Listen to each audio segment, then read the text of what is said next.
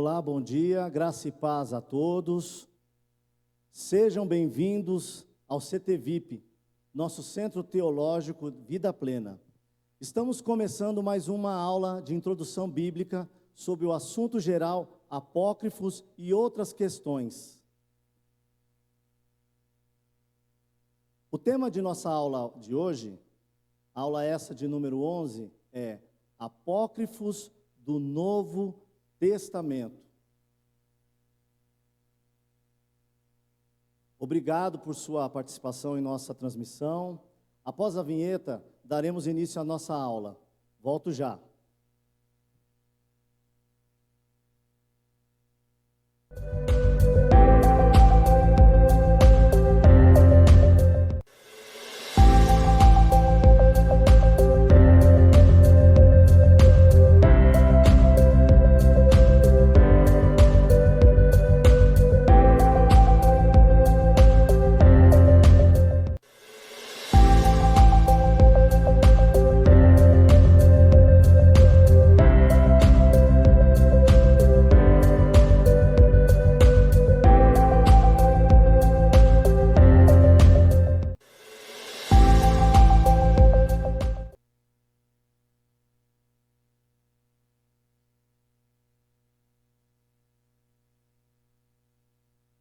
Esta é a aula 11 e o tema de hoje é Apócrifos do Novo Testamento. Mais uma vez, quero agradecer a sua participação em nossa transmissão e peço que continue conosco até o final dessa aula. Bom, pessoal, hoje teremos uma novidade para vocês. Novidade essa que vem para ajudar em nossa interação com você. A novidade é que a partir de hoje, antes de cada intervalo, faremos uma pergunta para vocês, para que vocês respondam nos comentários do Facebook, ok? Então, no final de cada tópico, nós vamos colocar uma pergunta, vamos fazer um intervalinho para dar tempo de vocês responderem, e quando nós voltarmos do intervalo, vocês terão a resposta e nós também leremos o que vocês escreveram, tá bom? Bom, meus irmãos, como sempre, preparamos uma revisão da aula anterior para vocês, bora ver? Na aula anterior, demos continuidade e encerramento a um assunto, apócrifos do Antigo Testamento. Essa aula nós começamos há 3 semanas atrás, aliás, há 4 semanas, houve um pequeno recesso de feriado do Dia das Mães, e depois nós retornamos e fechamos o assunto apócrifos do Antigo Testamento, ok? E vimos 4 motivos por que rejeitamos os apócrifos. Por exemplo, o primeiro motivo, porque com o livro de Malaquias, o cânon bíblico havia se encerrado. Vimos que através dos próprios apócrifos, no caso 1 Macabeus, passagens que atestam que não havia ministério profético durante esse período. E a gente viu referências lá de 1 Macabeus, no capítulo 4, 45 ao 46, depois no capítulo 9, o versículo 27, e também vimos no capítulo 14, verso 41. Vimos também através de uma declaração de Flávio Joséfo, o maior historiador judeu do primeiro século, que os escritos apócrifos não eram considerados dignos de crédito igual ao das obras conhecidas por nós como escrituras do Antigo Testamento ou livros canônicos. E que, segundo o ponto de vista de Joséfo, nenhuma palavra de Deus foi acrescentada às escrituras após 435 a.C. Então, ele diz que o cânon do Velho Testamento se encerrou, segundo Flávio Joséfo, no ano de 435 a.C. Depois disso, não houve nenhuma inspiração vinda por profeta, pelo ministério profético, a ponto de se escrever um novo escrito, um novo livro. Não houve nenhum movimento do Espírito Santo inspirando alguém para que essa pessoa sendo chamada de profeta, pudesse escrever algum livro, alguma literatura que pudéssemos chamar de canônica. Citamos também o Talmud, por exemplo, babilônico. E o que é o Talmud? É a junção de comentários e explicações da Torá, escritos no 2º século antes de Cristo. Veja bem, você que tem a sua Bíblia de estudo, você tem lá os comentários de rodapé. O Talmud, no caso o Talmud babilônico aqui, ele também era um compêndio, uma seleção de explicações dos mestres, dos rabinos do 2º século antes de Cristo, acerca das Escrituras. E o nome desse compêndio eles chamaram de Talmud. E no caso, o Talmud babilônico, porque com certeza foi lá que ele foi escrito. E nós fizemos a citação, inclusive, do Talmud babilônico, no Ioma 9b, falando acerca da inspiração e dos livros inspirados por Deus, onde ele fala que a inspiração, de fato, foi antes do período interbíblico ou período de cessação profética. Nós tivemos também um segundo motivo, né, que foi a inclusão dos apócrifos, foi acidental. O segundo motivo pelo qual nós rejeitamos os livros apócrifos do Velho Testamento é porque a inclusão dos apócrifos foi acidental. Nós tivemos um momento na história, que é um momento, sim, interbíblico, onde um império se levantou. O nome desse império é Império Grego, grego-macedônio, e esse império muito grande, formado, criado por Alexandre o Grande, depois da sua morte ele foi dividido pelos seus 4 generais, e cada um deles tomou uma determinada região, que não se resumia simplesmente a uma nação, mas a uma região, ou seja, países, etnias, tribos, povos, e cada um desses generais se tornou lá um rei, e eles tiveram nomes, títulos, pelos quais os que os sucediam, também se apoderavam desse título. Por exemplo, nós temos os Seleucidas, os Antíocos, né, que também são nomes herdados, melhor dizendo, títulos de algum desses generais de Alexandre o Grande, tá bom? E por conta do Império Grego, o que aconteceu? Houve uma interação desses povos, e muitos judeus, na época, foram viver, por exemplo, em Alexandria, que foi um lugar no Egito, onde a cultura era a leitura dos livros, a preservação dos livros era muito aceito.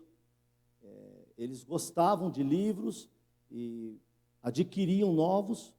É de Alexandria, a famosa Biblioteca de Alexandria, fundada pelo primeiro rei, no caso, o general, que sucedeu depois de Alexandre o Grande e que tomou conta do Egito. Alexandria ficava no Egito.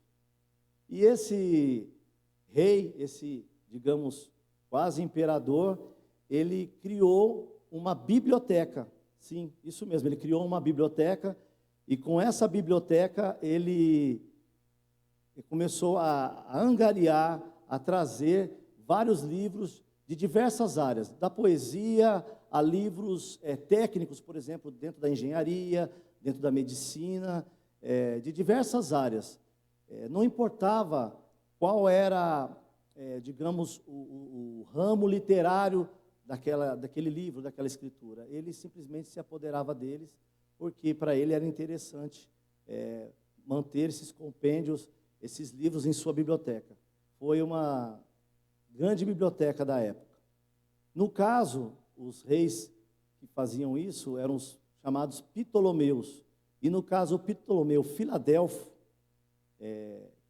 sucessor seguinte do seu pai, o Ptolomeu I, também entusiasta dos livros, como o pai, foi através dele que 72 estudiosos, tradutores, da Bíblia vieram até Alexandria a convite de Ptolomeu Filadelfo, e assim eles traduziram a Bíblia do hebraico para o grego. E essa versão da Bíblia foi chamada de Septuaginta, são dos 70, porque eram 72 tradutores que vieram e fizeram essa tradução do hebraico para o grego.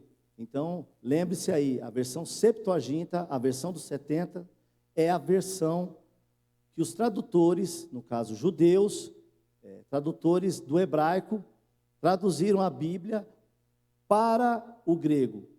Com certeza eram copistas, pessoas que não simplesmente liam e entendiam o que estava escrito, mas também eram escritores, e eles escreveram, compilaram a Bíblia, então, do hebraico para o grego, ok? Vimos mais. Então, por conta disso, nós falamos que alguns livros, alguns apócrifos, rolos de apócrifos que estavam juntos, possivelmente com os rolos do Velho Testamento,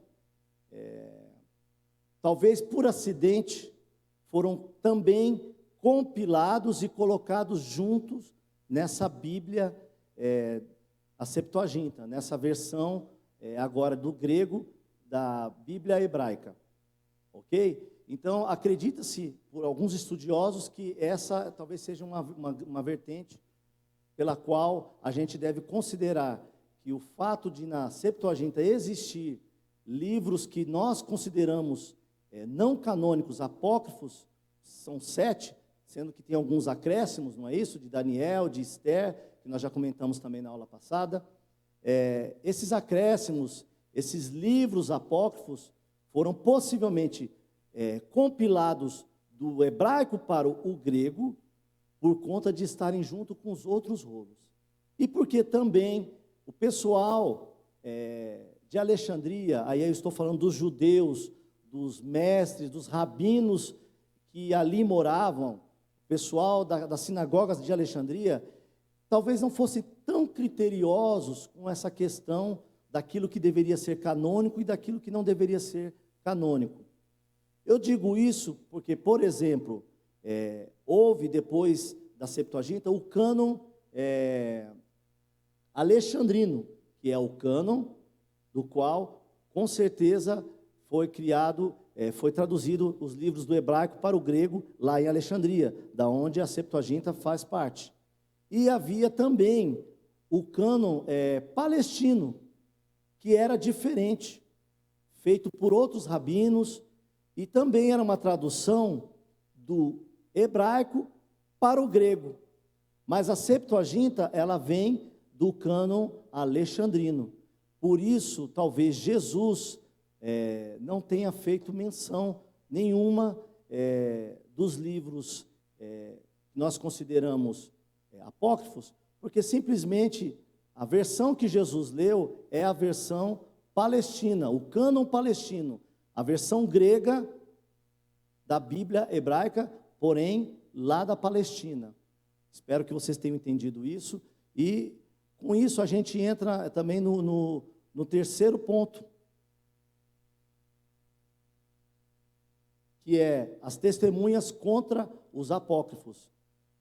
As testemunhas são várias, irmãos. Nós podemos citar os pais da igreja, Jerônimo e tantos outros que podem ser considerados os primeiros, os patriarcas, os primeiros líderes da igreja após a morte dos apóstolos. Podemos ter os apóstolos também como testemunhas, o próprio Jesus, que, como eu disse agora para vocês, tanto ele quanto os discípulos, possivelmente os fariseus lá da Palestina, todos os estudiosos daquela região, eles não comentavam, não utilizavam-se dos livros apócrifos da Septuaginta, porque lá na Palestina eles tinham um outro cânon, o cânon palestino, aonde não entrava esses 7 livros apócrifos que nós conhecemos, que fazem parte do Velho Testamento, que fazem parte, na verdade, da Septuaginta, que é a Bíblia do Velho Testamento, do hebraico para o grego, ok?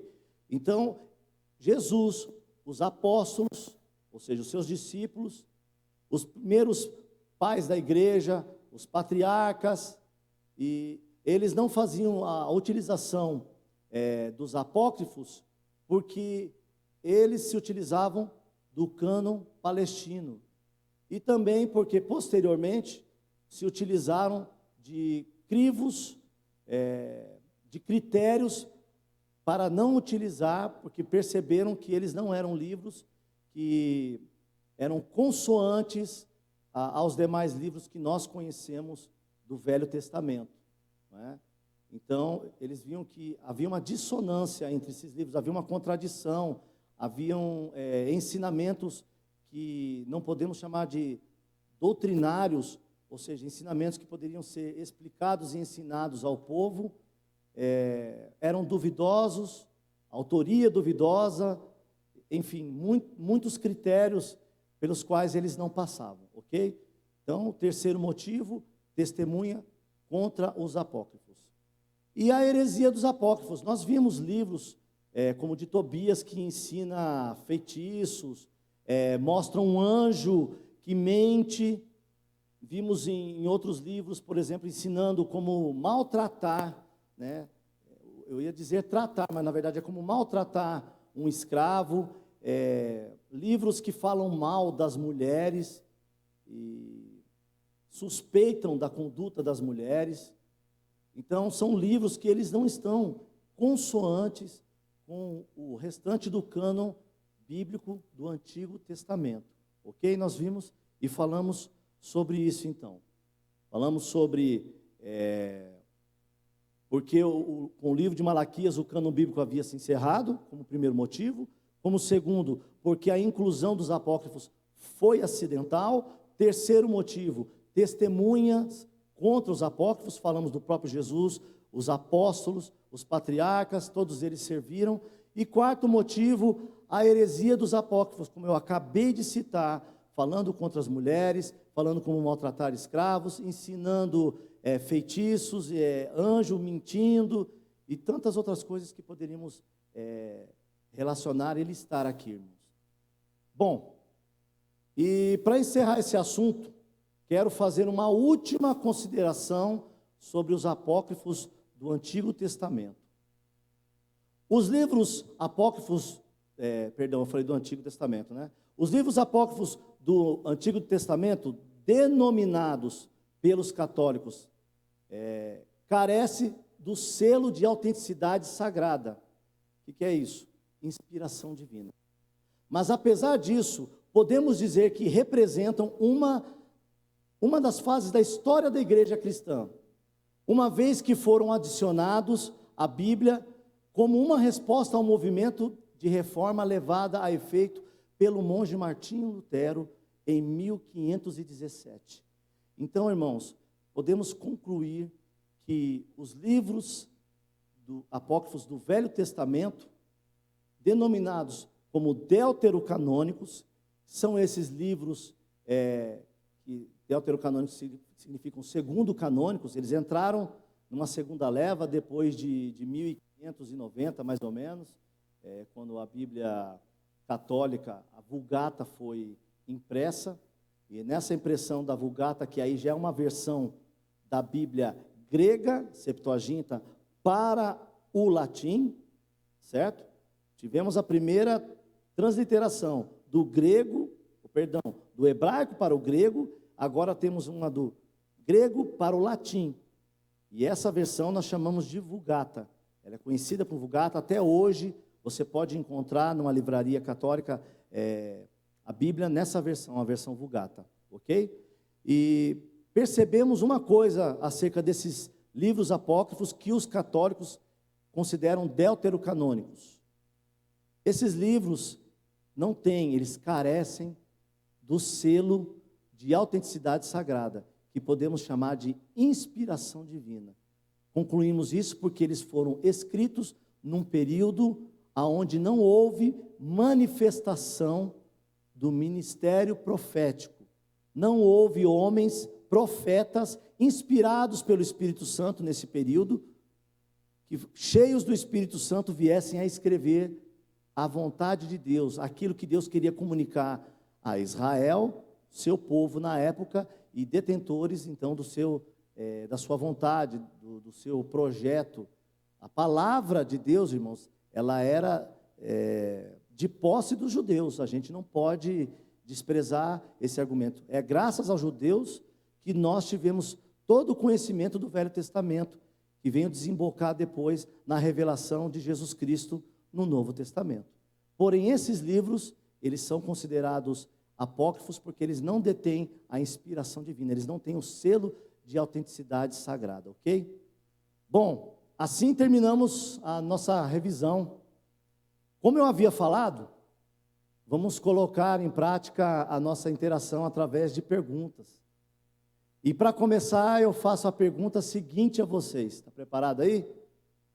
Qual é o selo de autenticidade que os apócrifos do Antigo Testamento não possuem? Qual é o selo de autenticidade que os apócrifos do Antigo Testamento não possuem? Vamos fazer uma pequena pausa, só um instante e eu volto já, e aí nós voltamos com a resposta.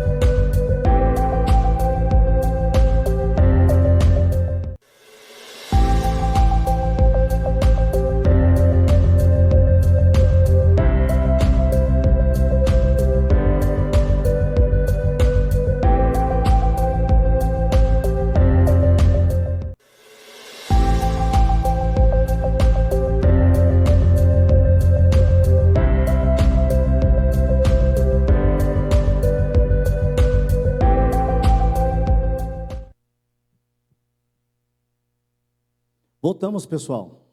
Obrigado por continuar conosco, nos sentimos honrados por sua participação. Bom, irmãos, vamos à resposta da pergunta que fizemos, não é isso? E antes de dar a resposta diretamente aqui pelo nosso programa, eu vou ver o que vocês colocaram aqui, tá bom? Deixa eu ver quem respondeu aqui. Ó. Nós temos a Ana Paula, que disse inspiração divina. Quem mais respondeu? Deixa eu ver aqui. Só a Ana Paula? Oh, meus queridos, vamos acordar, pessoal. Vamos acordar, ok? Então, já que só a Ana Paula respondeu, vamos ver aqui. Vamos ver se a Ana Paula está certa, ok? Pode colocar aí, Renata, a resposta. Colocou? Bom, gente, a resposta é inspiração divina, ou seja, a Ana está certa. Irmãos, queremos que você participe conosco. É um jeito da gente poder interagir mais com você. Para criar esses conteúdos demanda tempo, demanda paciência, demanda também muito amor, carinho, respeito e consideração. Queremos que isso também seja recíproco da vossa parte. Queremos que vocês percebam que nós daqui estamos fazendo o melhor. Como disse na aula passada para vocês, poderíamos estar gravando esse conteúdo e transmitindo somente no horário. É muito fácil. É muito fácil para nós fazermos isso hoje, inclusive detendo os recursos e o conhecimento que temos hoje acerca do software, dos programas necessários para fazer gravação, edição de vídeo. Para mim, para o pastor, para a Renata, enfim, para todos nós seria muito fácil, simplesmente de nossas casas, transmitirmos o conteúdo para vocês. E ficarmos indiferentes se vocês estão vendo ou não. Mas a verdade é que nós estamos aqui como pastores, como educadores, e queremos que você transforme o seu domingo, principalmente o domingo de manhã, num momento de devocional, um momento de crescimento espiritual, de crescimento também intelectual, por que não dizer, e teológico, para que você tenha bases para conversar com as pessoas. Tem pessoas que perguntam aí fora e falam assim, qual é a diferença da gente católico para vocês que são protestantes, são crentes ou evangélicos? A Bíblia é a mesma. Aí eu te pergunto, a Bíblia é a mesma?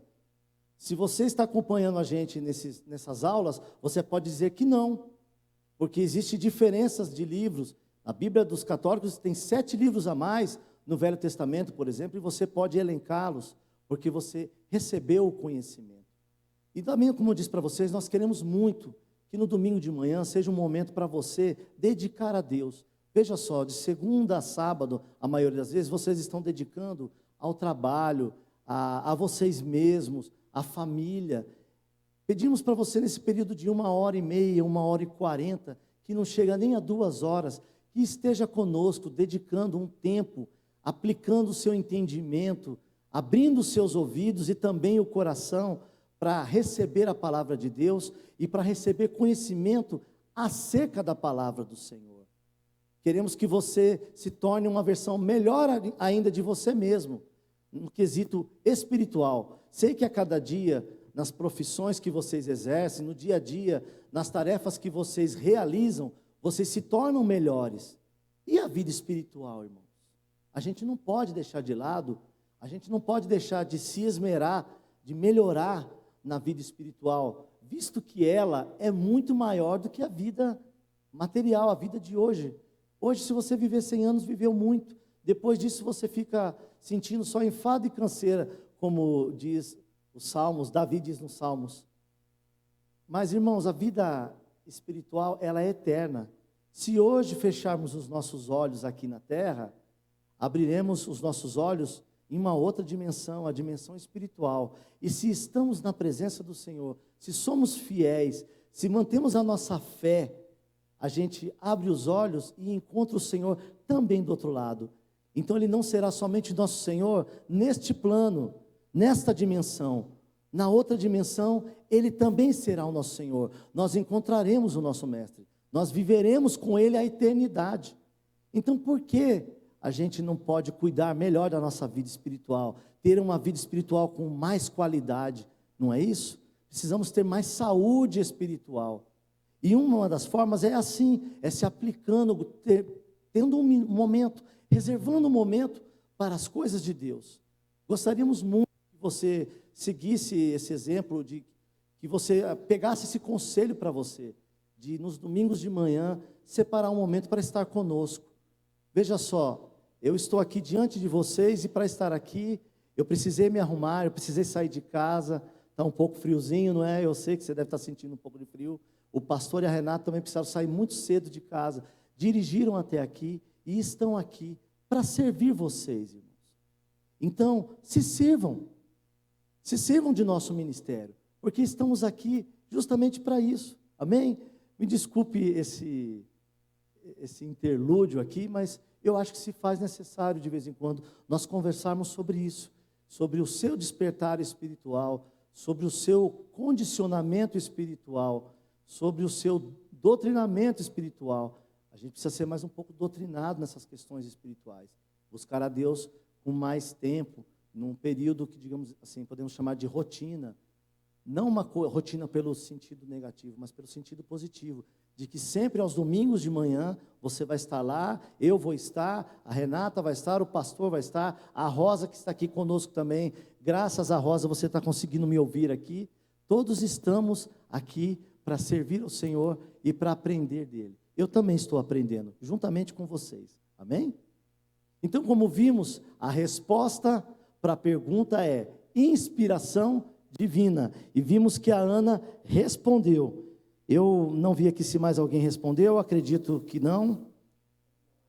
Família Amados, né? Família Amados, que nós sabemos que ali é o irmão João e a irmã Renata.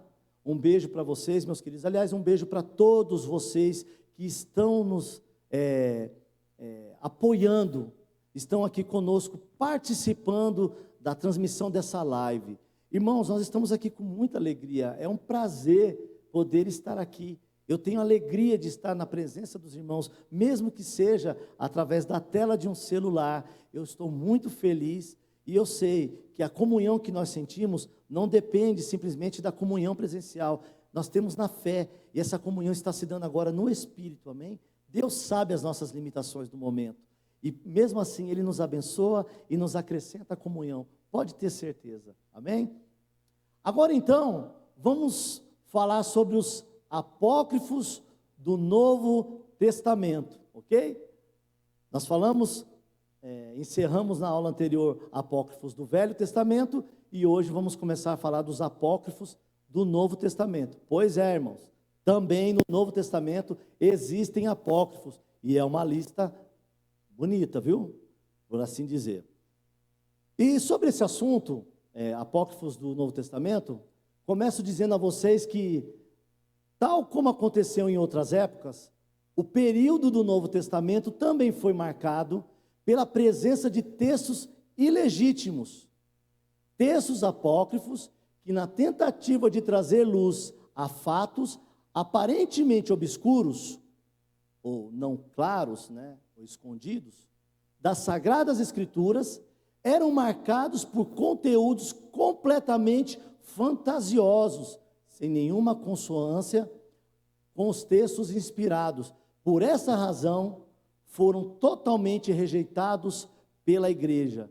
Ou seja, então nós temos vários textos, que podemos chamá-los de ilegítimos, podemos chamá-los de apócrifos, e esses textos, eles não eram consoantes à palavra do Senhor, ou seja, aos outros textos que nós chamamos de textos canônicos, agora os canônicos do Novo Testamento, aqueles que você conhece, os 4 evangelhos, o livro histórico de Atos, as epístolas paulinas e epístolas gerais, também o livro profético, que é o livro apocalíptico, ou o livro de Apocalipse de João, ok?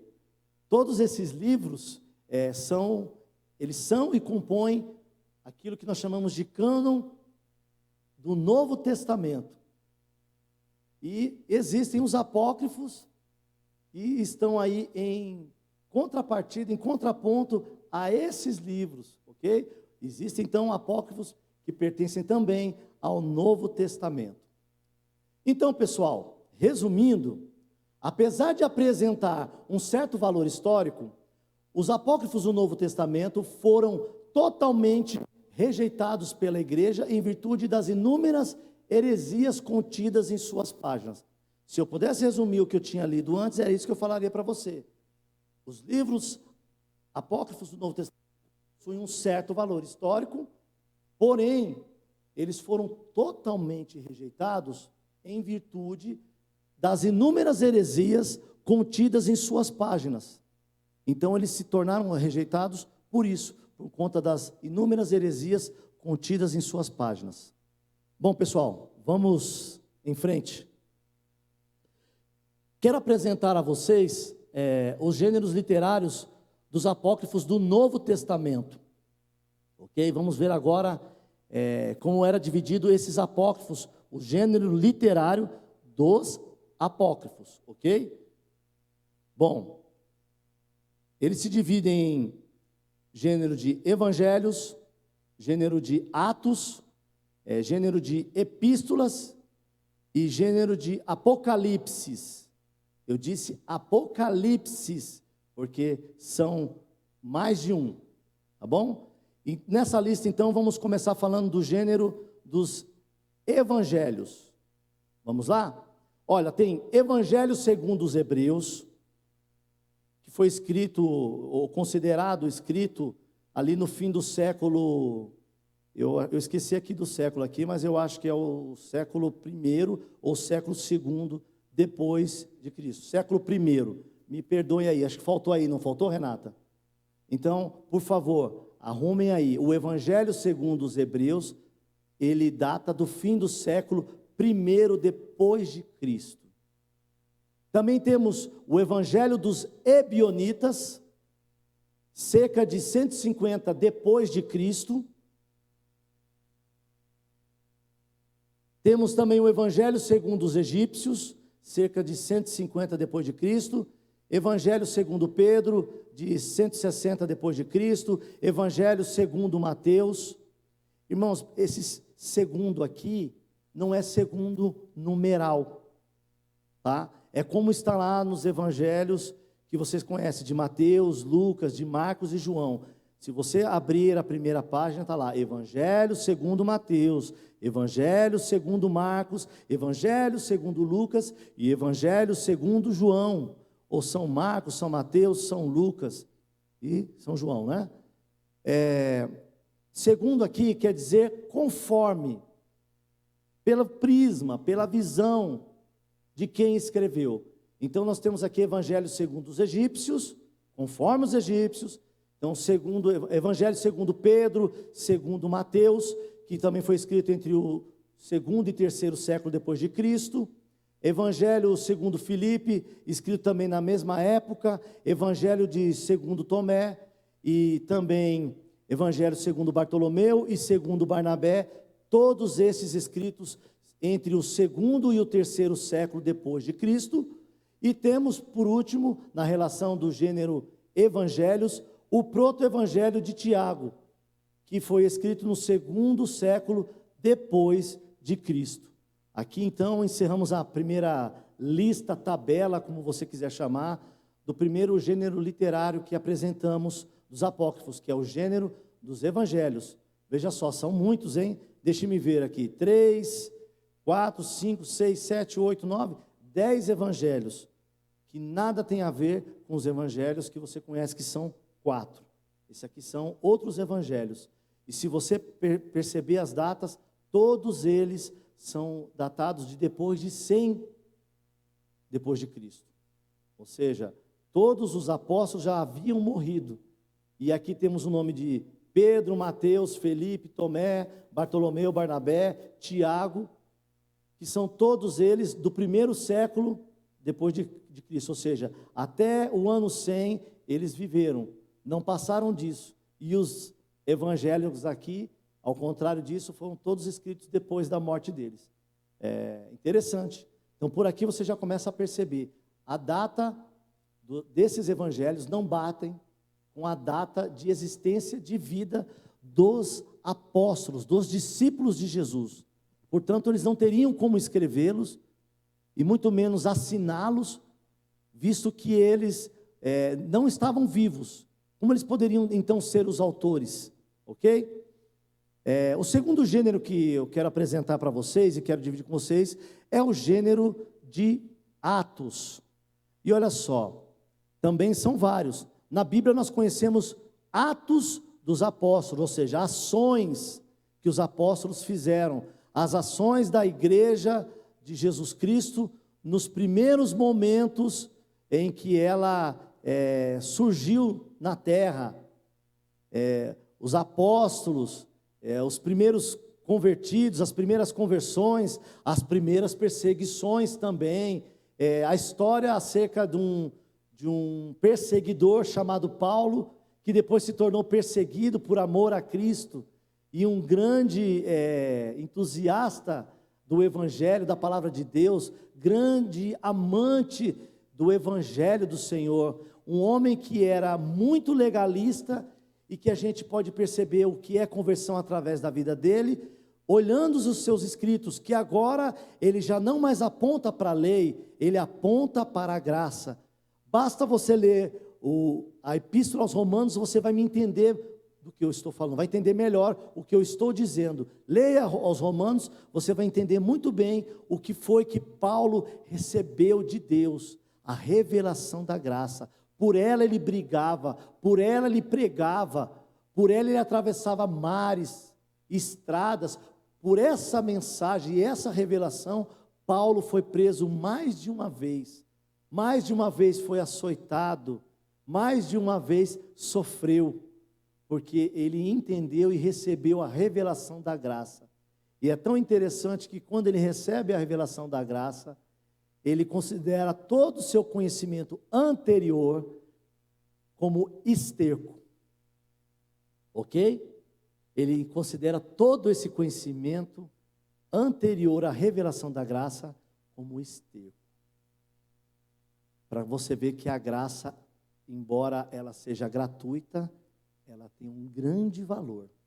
Não é porque a graça vem de graça que ela não tenha valor. Ela só é de graça para mim e para você, porque nós não temos como pagar, irmãos, esse preço. Nós não temos como receber a graça de Deus, se não for pela fé e de maneira gratuita, abraçando ela e aceitando que na cruz Jesus morreu em meu e seu lugar para perdoar os nossos pecados, para nos ligar novamente a Deus. Isso é graça. Nós fomos justificados pelo sacrifício de Jesus, o sangue dele nos purifica de todo pecado. Isso é graça, irmãos. Não veio, ela veio de graça, perdão, mas ela não é barata. Custou muito caro, custou o sangue de Deus, o sangue de Jesus.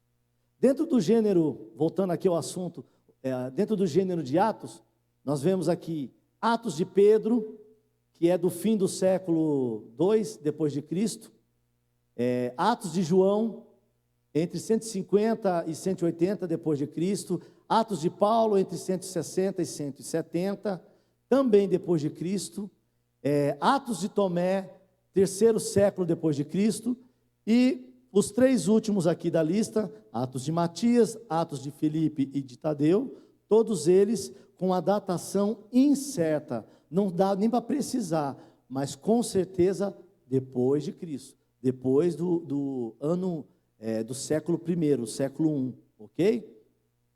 Também temos o gênero das epístolas, lembrando vocês que epístolas são cartas.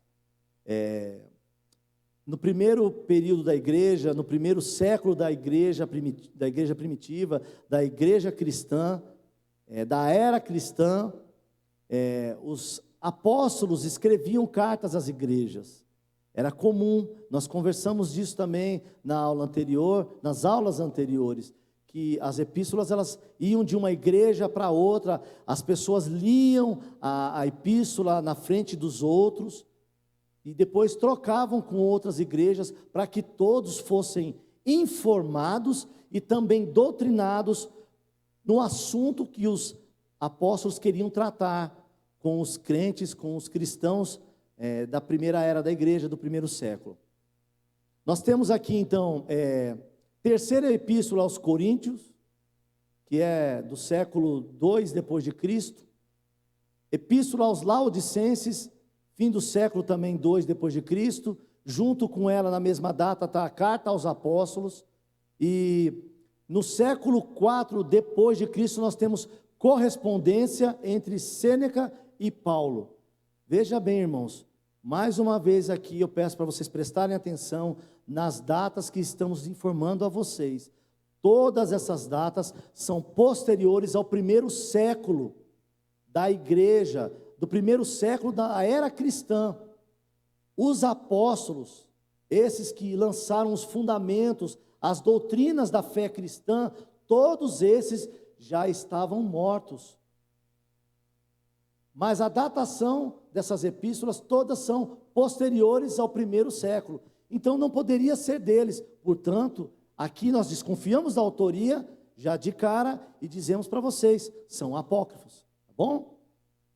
Temos mais aqui um gênero a apresentar para vocês, o último gênero que queremos fazer isso, que é o gênero Apocalipse. Apocalipse, que mais ou menos traduzido para o português quer dizer revelação. Então temos aqui livros que vêm para trazer para nós revelação.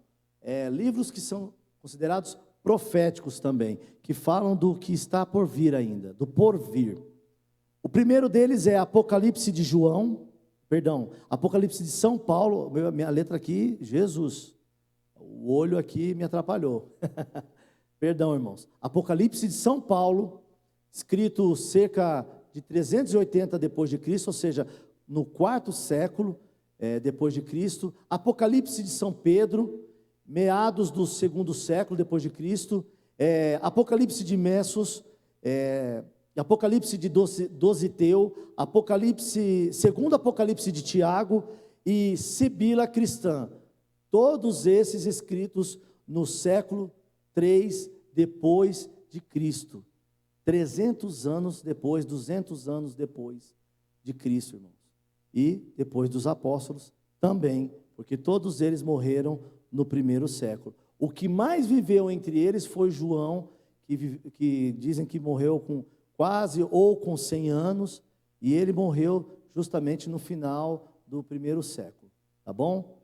Esses aqui são os 4 gêneros que eu queria apresentar para vocês, como os gêneros literários dos apócrifos do Novo Testamento. O gênero Evangelhos, o gênero Atos, gênero Epístolas e gênero Apocalipses, ok? Bom, gente, vou fechar esse tópico dizendo a vocês o seguinte: muitos textos apócrifos do Novo Testamento surgiram dentro do judaísmo, a partir da mistura da lei mosaica com os ensinamentos provenientes do cristianismo, ok? Muitos textos apócrifos do Novo Testamento surgiram dentro do judaísmo, a partir da mistura da lei mosaica com os ensinamentos provenientes do cristianismo. Então, nesse sincretismo, nessa mistura, dessa mistura surgiram vários livros ou várias literaturas que podemos considerar apócrifas ou não canônicas, e no caso seriam do Novo Testamento, ok? Eu vou dar uma breve pausa para beber água, mas já adianto que no próximo tópico vamos tratar de 2 movimentos representativos dessa combinação, e também quero deixar uma pergunta no ar para vocês irem respondendo, ok? Antes de entrar na nossa pausa aqui, no nosso break, eu quero deixar uma pergunta para você, tá bom? Está preparado aí? Lá vai a pergunta. Se os apócrifos do Novo Testamento têm um certo valor histórico, por que eles não são aceitos pela igreja? Vou repetir. Se os apócrifos do Novo Testamento têm um certo valor histórico, por que eles não são aceitos pela igreja? Ok? Vou deixar você com essa pergunta e já que eu volto.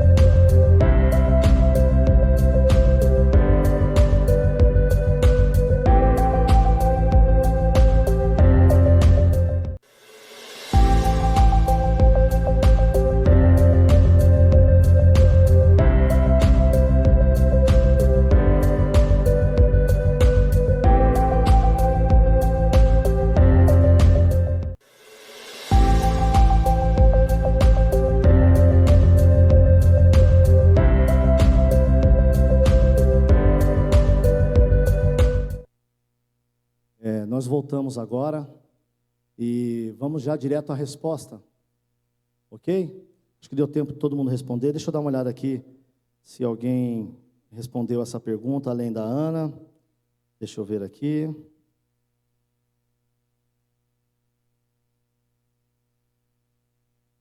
O Rodrigo respondeu, não tinha inspiração.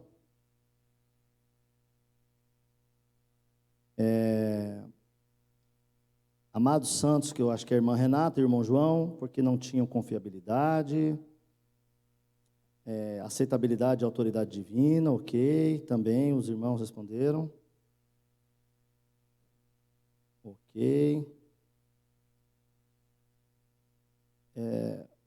Bom, já colocaram aqui a resposta aqui, né? Eu ia esperar um pouquinho para entrar junto com a apresentação, o slide, mas enfim, a resposta já está aí, em virtude das inúmeras heresias contidas em suas páginas. Então, se os apócrifos do Novo Testamento têm se os apócrifos do Novo Testamento têm um certo valor histórico, porque eles não são aceitos pela igreja, é justamente porque, em virtude das suas inúmeras heresias contidas em suas páginas, eles não são aceitos pela igreja por isso, devido às heresias, irmãos. É aquilo que nós estamos conversando.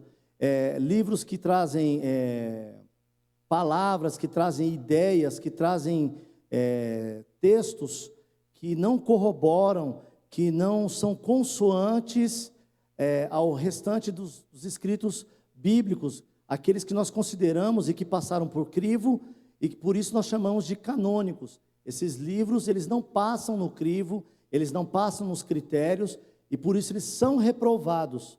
E em virtude das inúmeras heresias que eles contêm, eles foram rejeitados. Amém? E essas heresias só são constatadas a partir do momento que há um crivo. Ok?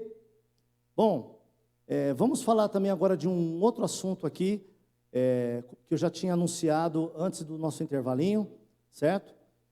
Eu tinha falado que nós íamos falar sobre 2 movimentos importantes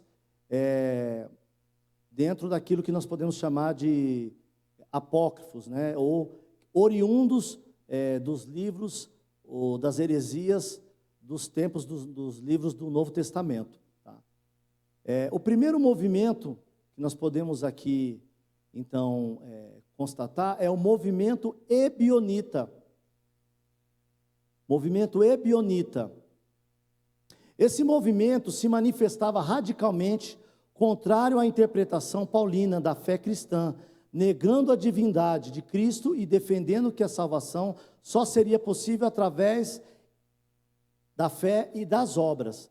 Mas ainda repudiava as epístolas de Paulo, taxando-as de heréticas. Olha só, o movimento ebionita, eles acreditavam que a salvação ela só era possível através da fé e das obras, as duas juntas.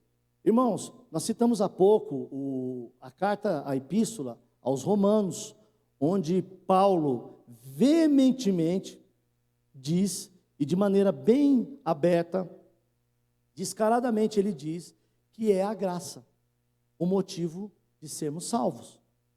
Somente a graça. Nenhum outro elemento nos salva, mas a graça. A graça é por ela que nós somos salvos. E isso se manifesta quando a gente tem fé, claro.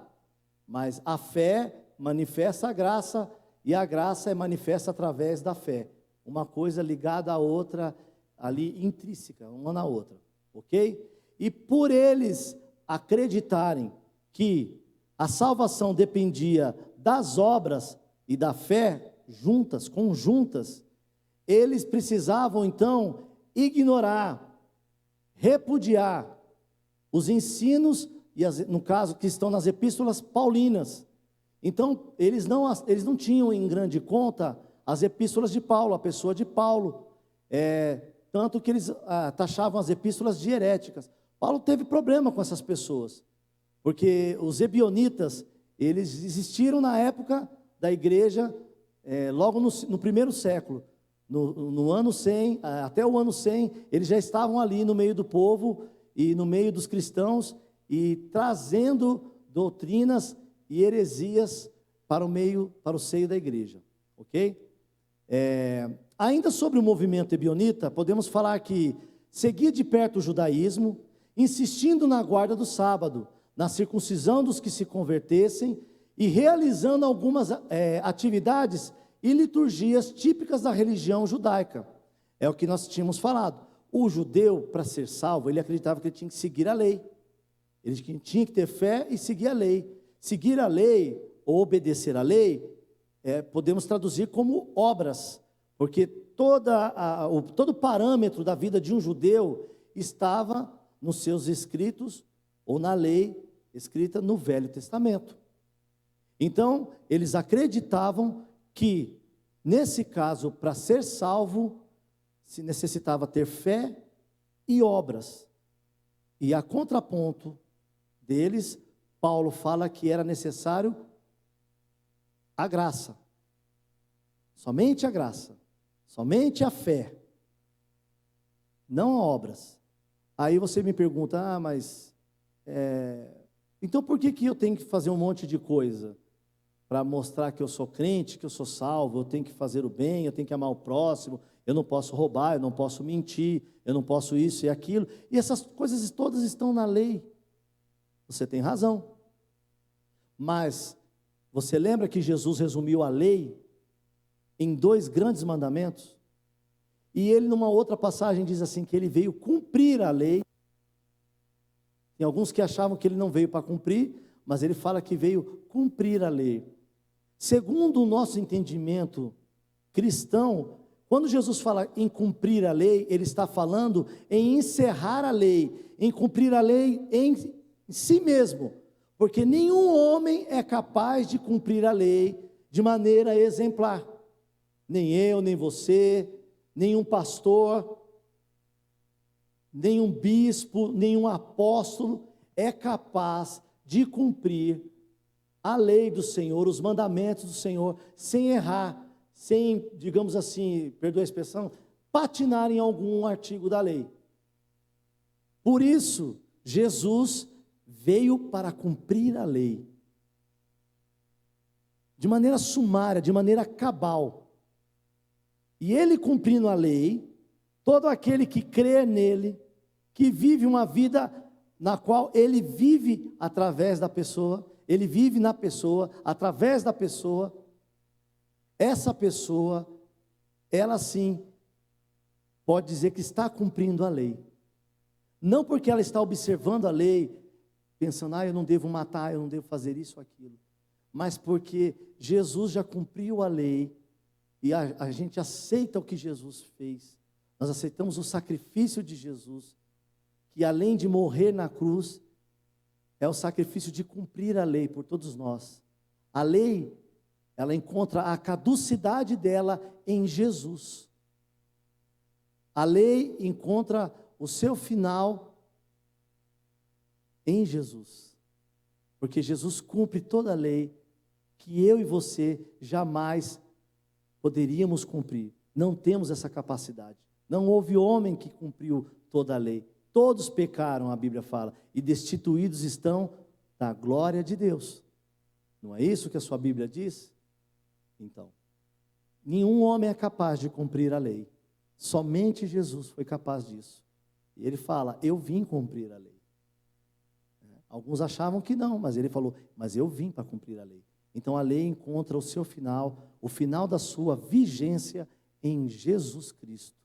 Ele foi aquele que conseguiu cumprir a lei totalmente, como nós dizemos, de cabo a rabo. Jesus foi o único que conseguiu, é o único que é capaz, não há outro antes e nem depois dele que possa fazer a mesma coisa que ele fez, cumprir a lei, ok? Mas esses ebionitas, eles acreditavam que era necessário a fé juntamente com as obras. E é interessante que Tiago depois fala das obras, não é isso? Ele fala que fé sem obras é morta, e aí parece até um ponto contradizente, Mas, na verdade, o que Tiago e Paulo querem dizer, porque também Tiago e Paulo faziam obras, eles tinham obras de cristãos, eles eram pessoas justas, piedosas, amavam o próximo. Então, como eles agora vão dizer que não é preciso obras? É porque o entendimento que os ebionitas tinham acerca de obras é diferente, é contraditório ao entendimento do Novo Testamento, ao entendimento que o Novo Testamento e os seus escritores têm acerca das obras e acerca da salvação. Como assim? A gente primeiro crê, tem fé, e pela graça somos salvos, ok? Todos nós entendemos isso. E é isso que os evangelhos, as cartas, os apóstolos, Jesus nos ensina. E como é que fica a questão das obras?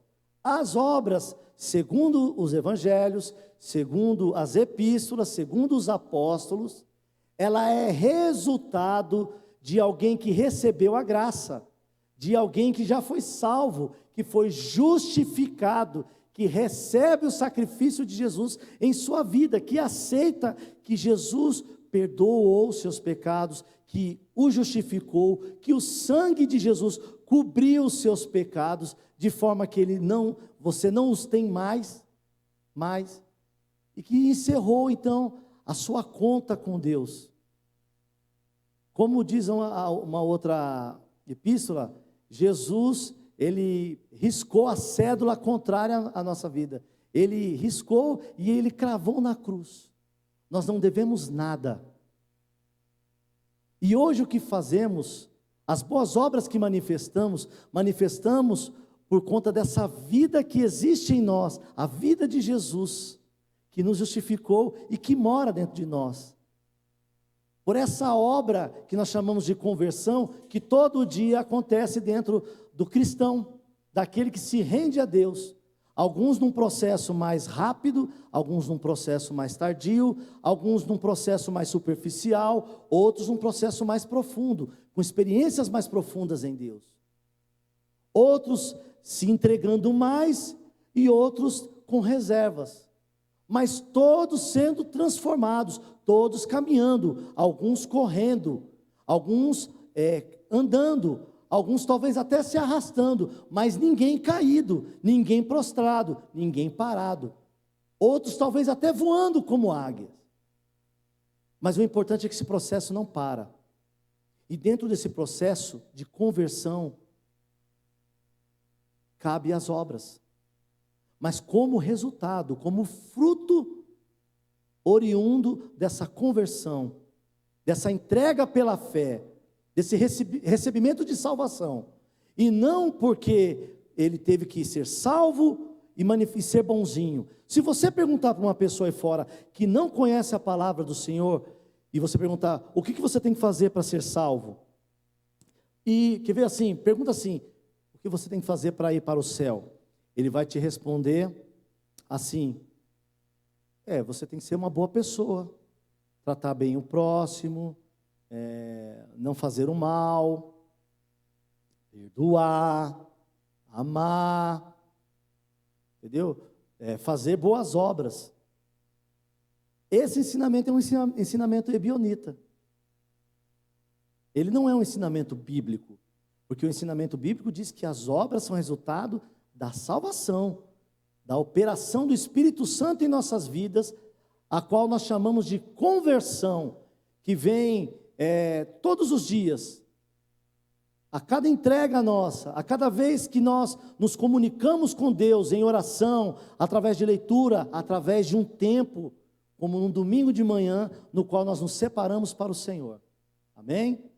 Então os ebionitas, eles acreditavam que a fé e as obras caminhavam juntas para a salvação. Sem as duas juntas não era possível. Eu estou falando para você, e a palavra do Senhor está dizendo, as epístolas estão dizendo, os evangelhos, e principalmente a epístola aos Romanos, diz para você que a salvação é pela graça. E a chave que gira esse comando, que faz com que tudo aconteça, chama-se fé.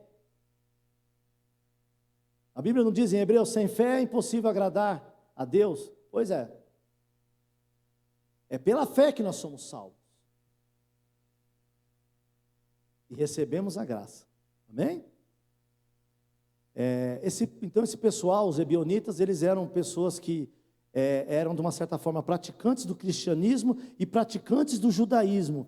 Eles faziam sincretismo entre as doutrinas de um e do outro, do judaísmo e do cristianismo, eles misturavam. E uma das coisas que eles acreditavam é que deveria ser feita a guarda do sábado e que deveria ser feita a circuncisão daqueles que se convertiam. E tinham outras práticas também que eram da religião judaica, que eles também mantiveram, mesmo depois de dizerem que receberam a Cristo. O nome do ebionismo, aliás, vem do hebraico, irmãos. Tá? Para quem quer saber, ebionismo vem do hebraico. Significa pobres. Essa designação, ebionismo, que foi dada às pessoas que assim criam, da forma como eu falei há pouco, foi dada posteriormente pelos pais da igreja, porque eles criam que a maneira como eles compreendiam os evangelhos e compreendiam as epístolas era um jeito muito pobre, era uma hermenêutica, uma interpretação muito rasa, muito simples, muito pobre. Então possivelmente daí o nome ebionismo, tá bom? Da onde surgiram os ebionitas, ok? Tem muita coisa para falar sobre os ebionitas, mas aí seria só um tempo falando deles, ok? Acredite-se que o ebionismo deveria ter surgido entre os seguidores também de Jesus e Tiago Justo, que buscava conciliar a crença messiânica com o cumprimento das leis e da Torá. Como eu disse para você, eles criam que tinha o Messias, que o Messias viria e que eles deveriam aguardar o Messias e também cumprir as leis, ou seja, a Torá. Já que o Messias havia se manifestado, o nome dele era Jesus, então agora eles abraçavam os ensinamentos de Jesus, mas continuavam cumprindo as leis da Torá, ou seja, a lei mosaica. O choque entre os dois grupos, ou seja, os judaizantes e antijudaizantes, já é aparente no livro de Atos dos Apóstolos, onde a discussão entre os dois grupos obriga a convocação das assembleias dos apóstolos em Atos 15. Houve uma grande convenção em Jerusalém, que justamente começou por uma briga de Paulo com esses judaizantes ou ebionitas, porque onde eles passavam, as igrejas aonde eles iam, eles ensinavam que era necessária a circuncisão.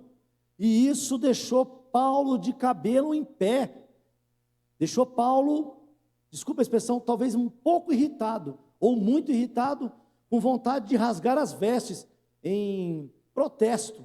Por quê? Porque justamente Paulo vinha ensinando, vinha pregando o evangelho, e o evangelho dele era o evangelho da graça, o evangelho que para você ser salvo, você só precisa crer no que Jesus fez.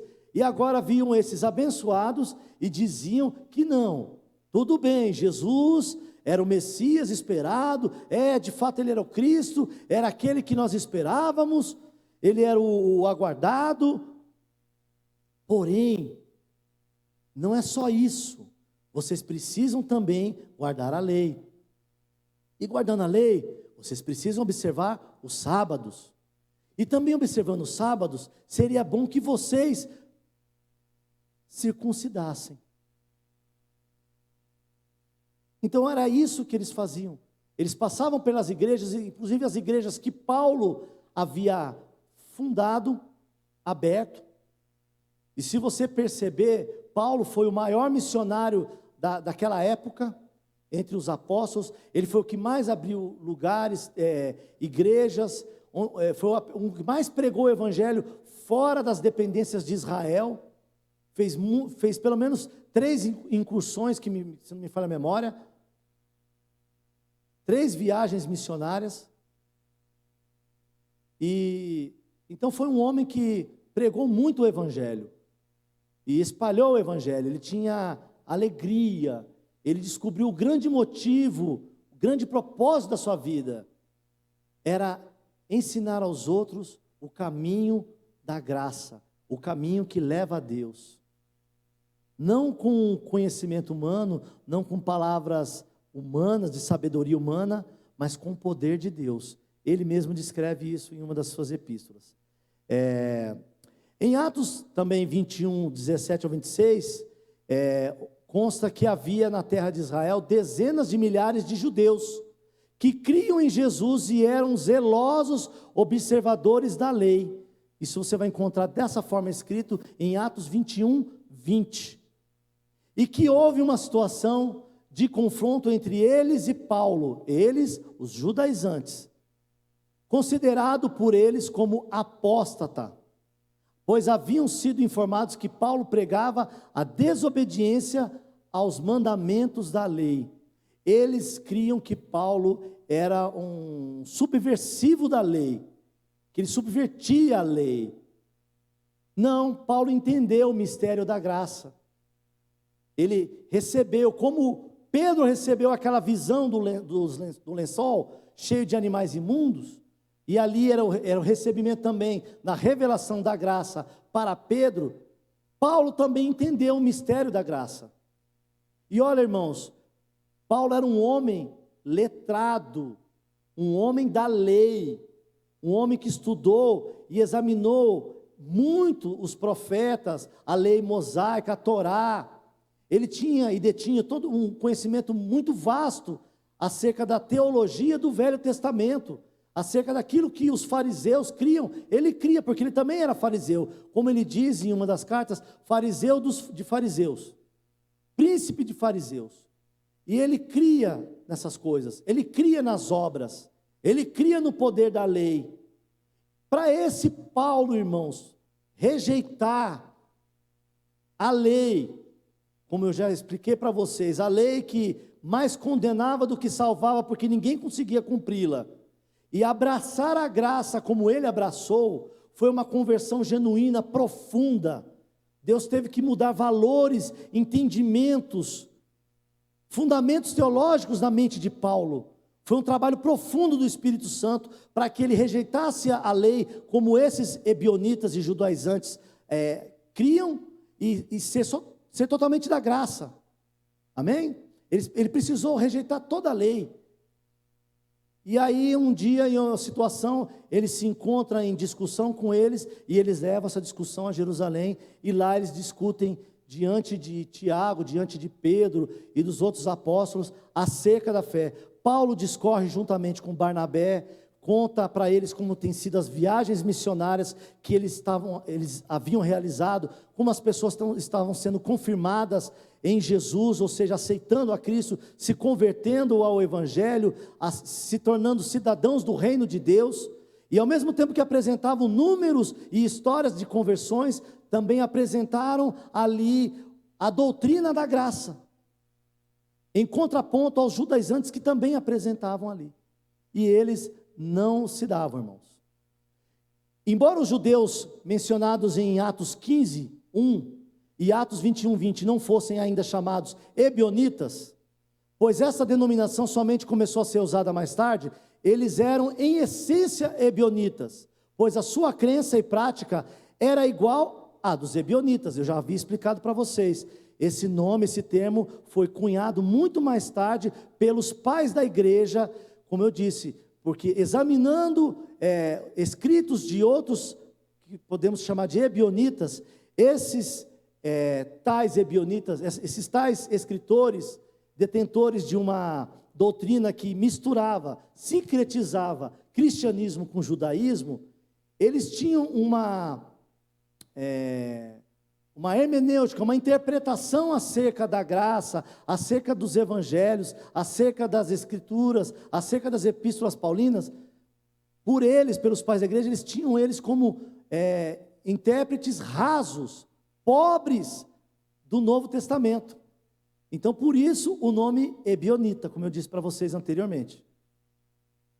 O confronto entre os judaizantes e os antijudaizantes, vamos chamar aqui de Paulo e companhia bela, aparece também em Gálatas, no capítulo 2, verso 11 e 21, onde consta que Cefas, seguindo a orientação de Tiago, obrigava os gentios a se judaizarem, e Paulo não concordava com isso. Teve uma certa feita onde Paulo conta na epístola, no caso a epístola de Gálatas, que ele conta de uma conferência, de uma convenção, vamos assim dizer, onde os apóstolos todos estavam juntos, era Jerusalém, e Paulo estava lá comendo, e Pedro também estava comendo. E Pedro estava comendo juntamente com os gentios, quando de repente entra Tiago, esse irmão de Jesus, pastor da igreja de Jerusalém. Quando Tiago entra com os outros apóstolos, imediatamente Pedro se separa. Se separa de quem? Dos cristãos gentios, daqueles que se converteram conforme a graça, conforme Paulo havia apresentado a eles. E ao mesmo tempo que ele fazia isso, tentando disfarçar, achando que ninguém estava vendo, Paulo estava vendo. E Paulo se levanta no meio de todos e repreende a Pedro. E é interessante que nessa passagem, ele ainda, é uma passagem muito interessante, porque no final da passagem ele fala assim: por acaso Cristo morreu debalde, né? E tem muita gente ainda que brincava, que falava assim: a gente fala que Jesus morreu na cruz, mas Paulo fala que Jesus morreu de uma outra morte. Aí a gente perguntava: então que morte foi essa? Porque todo mundo fica curioso. Como assim? Morreu na cruz? Não morreu não. Paulo fala lá em Gálatas que é outra morte. Aí você corria lá para ver, está lá o debalde, né? Lá, Cristo morreu debalde, que na verdade, né, no português de João Ferreira de Almeida, trazendo para o nosso português, é em vão, né? Então Cristo morreu debalde, então Cristo morreu em vão, era isso que Paulo estava falando, né? Brincadeira à parte, né? Piadinhas à parte, Cristo não morreu em vão. Então, Paulo corrige Pedro na mesma hora que ele apresenta um comportamento anticristão, anti-graça, anti-Jesus, anti-Deus. Sim, porque se a salvação é pela graça, e a graça ela abarca, ela abraça a todos, inclusive nós que somos gentios, que não somos observadores da lei, que não guardamos sábados, que não fazemos circuncisão. Pedro, que tinha entendido e recebido essa revelação, não poderia agir diferente. Ele estava se contradizendo. Então, Paulo chama a atenção dele na frente de todos. Ele resiste a ele. Amém? E aqui eu encerro então falando desse primeiro movimento, o movimento ebionita, tá bom?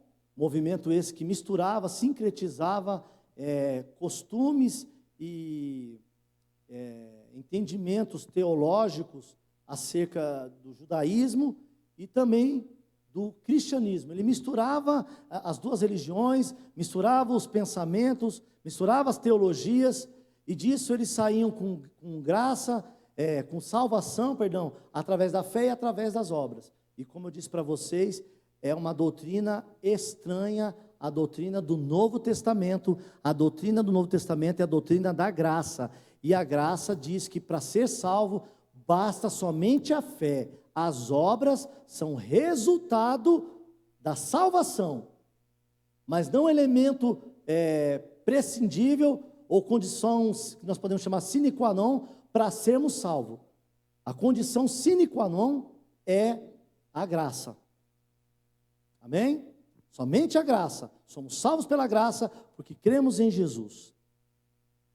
Aqui eu vou fazer então uma pergunta para vocês, e não vou fazer intervalo, nós vamos fazer a pergunta e já vamos partir, você vai respondendo aqui e eu vou vendo, e assim que eu terminar de explicar o próximo tópico, que é o tópico final, ok? Eu vou ver as respostas e vou dar a resposta também, ok? Vamos lá? A pergunta é: segundo os ebionitas, a salvação só é possível como? Segundo os ebionitas, a salvação só é possível como? Enquanto eu vou discorrer aqui sobre o próximo tópico, ok? Vocês vão respondendo aí, tá bom? Então, acabamos de falar do primeiro movimento aqui importante, surgido a partir dos ensinos apócrifos e dos livros da literatura apócrifa, que é o movimento ebionita. E agora nós vamos partir então para o último movimento, que é o movimento gnóstico, ok? Gnóstico. O gnosticismo foi um movimento filosófico religioso que acreditava que o conhecimento baseado no esoterismo e no misticismo é que levava à salvação eterna. Para eles, Cristo seria uma das mais elevadas e perfeitas emanações de Deus, mas não seria Deus. O gnosticismo acreditava que Jesus era uma manifestação, a mais elevada manifestação de Deus, a mais perfeita, porém, ele não era Deus. Não sei para você, mas para mim, isso aqui já basta do gnosticismo. Só isso aqui já basta para mim. Né? Ele não acredita que Jesus, né, era Deus. Se esse movimento, as pessoas, essa corrente teológica, filosófica, não aceita Jesus como Deus, para mim já basta para não querer saber mais. A gente acaba sabendo de algumas coisas, hoje em dia existe ainda gnosticismo, gnose, tem muita gente que dá curso disso. Inclusive eu tenho antigos amigos, colegas da minha juventude, e que em algum momento encontraram esses movimentos, começaram a fazer curso de filosofia e gnose, e em algum momento eles se perderam, e hoje eles não aceitam Jesus como Deus, eles não detêm mais o conhecimento, a reverência acerca de Jesus. Para eles, Jesus não é Deus, é uma manifestação, uma emanação de Deus, é como se fosse uma radiação, sabe, é algo que vem de Deus, uma extensão de Deus, mas não é Deus. Bem, como a sua sombra é uma extensão sua, mas não é você. Jesus é isso, segundo os gnósticos. Tem um nome interessante, deixa-me aqui olhar aqui no livro aqui, que eu esqueci, que é um termo muito feio, e eu quero ver aqui, chama-se demiurgo. Eles falam que Jesus é um demiurgo. E o que é um demiurgo? Viu? D-E-M-I-U-R-G-O, né? Eu quase soletrei aqui como soletra lá no Nordeste, mas não vou não. D, né? M-I-M-I, uma coisa assim do tipo. Mas demiurgo, o que é um demiurgo? É um ser, é algo que está entre a criação e o Criador. O demiurgo ele é como se fosse uma ferramenta. No gnosticismo, irmãos, eles acreditam que a matéria é algo impuro, carrega pecado, o pecado está na matéria.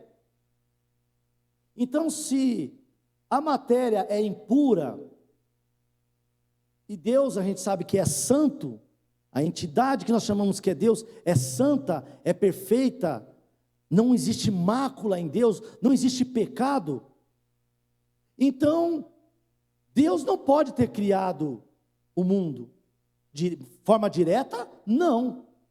Ele precisou de um demiurgo, de um ente que se colocasse entre ele e a criação, mas que veio dele, mas não é ele.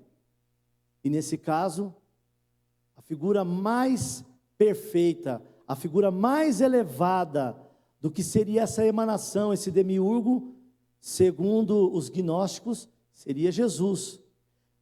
E também entrariam outros iluminados, como Buda e outros homens de outras religiões. Todos eles demiurgos, todos eles pessoas iluminadas, e que por isso estão num nível, acima do natural, pessoas que rompem com a carne, pessoas que não mais se interessam pelas mesmas coisas que nós mortais nos interessamos. entendeu? Não dão mais valor às coisas que nós damos valor, ok? Então, esses são os demiurgos, é isso que o gnosticismo crê, é nisso que ele acredita. Quero fazer aqui uma leitura rápida aqui de uma parte aqui acerca do gnosticismo e acerca dessas doutrinas apócrifas, dos livros apócrifos, e principalmente do gnosticismo. É que nada que nós temos foi tão importante quanto algo que foi achado, no caso, a biblioteca de Nag Hammadi. Quando essa biblioteca foi desenterrada, e ela foi desenterrada lá no Egito, essa biblioteca trouxe vários escritos acerca do gnosticismo. Então, na época da igreja primitiva, essas doutrinas estavam se formando, e os apóstolos estavam combatendo essas doutrinas naqueles instantes. João também combate as doutrinas dos gnósticos. Você vai ler as epístolas, você vai ver que ele está combatendo o gnosticismo ali, tá ok? E essas doutrinas, em 1943, foram achados vários compêndios acerca do gnosticismo, numa cidade egípcia de Nag Hammadi. Por isso o nome, Biblioteca de Nag Hammadi. Isso em 1943, né, os escavadores, que depois de 1800, né, muitos procurando achados dos faraós, outros procurando achados que talvez contassem a história bíblica, fazendo escavações, encontraram essa biblioteca de Nag Hammadi. E ali dessa biblioteca foi se aprofundado mais ainda o conhecimento sobre o gnosticismo, de como ele operava, ok? Aqui nós encerramos então, meus queridos, a aula de hoje, a nossa 11ª aula, acerca dos apócrifos do Novo Testamento. Eu espero que o Senhor tenha falado ao seu coração. Nós tínhamos aqui que falar sobre a resposta, não é isso? Ok? Muito obrigado, pastor. Está ali também comigo, ali, pastor e a Renata, atentos, me ajudando. Não seria possível fazer do jeito que estamos fazendo, sem o auxílio, sem a ajuda desses grandes amigos e irmãos, que tanto quanto eu, embora não estejam aparecendo aqui diante de vocês, estão lutando e se aperfeiçoando, gastando tempo, investindo tempo, para que você receba o ensino de melhor qualidade possível, tentando a cada domingo, a cada semana, se superar, e não somente para o estudo aqui do nosso CT VIP, mas também para as pregações, nas preleções que são feitas nas terças-feiras, nos estudos de terça-feira, os estudos de células, que olha, quem não tem assistido, quem não tem acompanhado, está perdendo, porque é valioso, não dá para perder, irmão. Se você perdeu, de fato, perdeu, babau, porque está sendo maravilhoso. Cada semana eu fico expectando o que eles vão falar nessa próxima terça-feira. Fora as pregações, irmãos, das reuniões de quinta e de domingo, que são pregações maravilhosas, irmãos. Nós temos um compromisso com excelência, um compromisso com a qualidade, um compromisso com você, um compromisso com Deus, de apresentarmos o melhor. Amém? Olha só, vamos à resposta? Bom, gente, eu nem vou olhar aqui quantos responderam, vocês me perdoem aqui, mas vou olhar assim, vai, ó. A Ana respondeu fé e obras, João, Renata, graça e obras. Deixa eu ver quem mais aqui respondeu.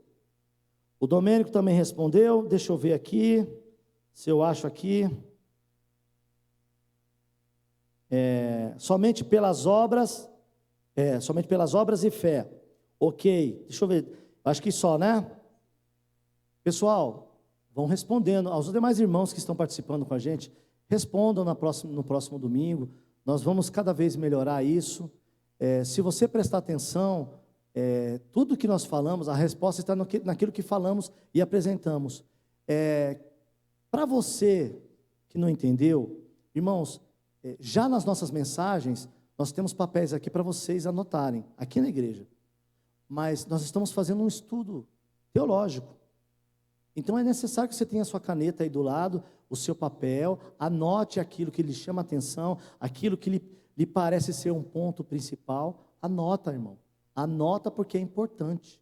Se você não anotar, é por isso que talvez você vai ter dificuldade para responder. Não fique só ouvindo, anote, ok?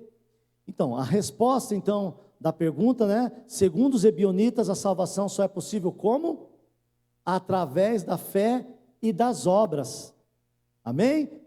Era isso mesmo que eles criam, irmãos. Eles criam que era necessário a fé e as obras para que as pessoas fossem salvas.